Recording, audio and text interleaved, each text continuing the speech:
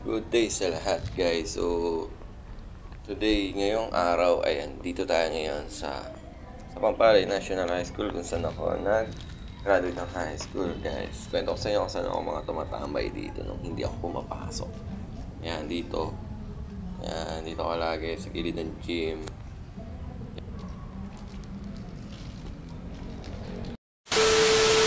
Dito, papunta na tayo guys sa school. So dito tayo tumaan sa may shortcut dito sa may area B. Yan. So dito relax lang dumaan kasi wala masyadong dumadaan. Yan. Sa looban to guys eh. Yun. Yan. Puro tricycle lang dito. May mga four wheels din syempre pero hindi ito regular na daanan. Dumadaan na jeep. Kaya yun. Yan, ilang minuto lang at dito na nga ako sa school. Nandito ako tumatambay sa school. Ito, yung mga bagong buildings na, ayan guys, yung nasa gilid. Tapos ito yung football pitch yan. So, nung high school ako, wala pa yun na dalawang building dyan. So, malaki talaga yung laruan namin dyan guys. So, ito pa yung isang tambayan ko guys. Ayan. Ito yung pinaka-stage. Tapos, yun sa loob, ito yung gym. Yan. So, maraming memories dyan.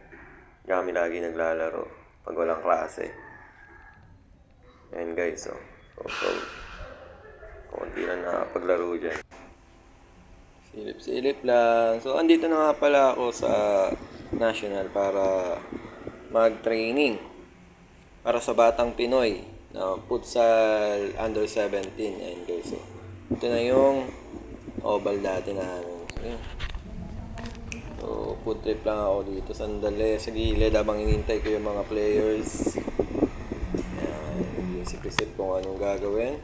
Iikot-ikot. Kaya shoutout sa mga teammates ko dito dati at sa mga teachers ko.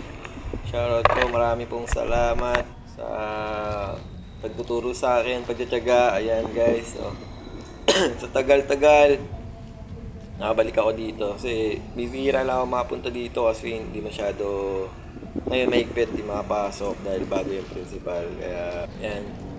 Ngayon nagka-time. Update ko kayo sa darating na Batang Pinoy. Supportahan nyo kami.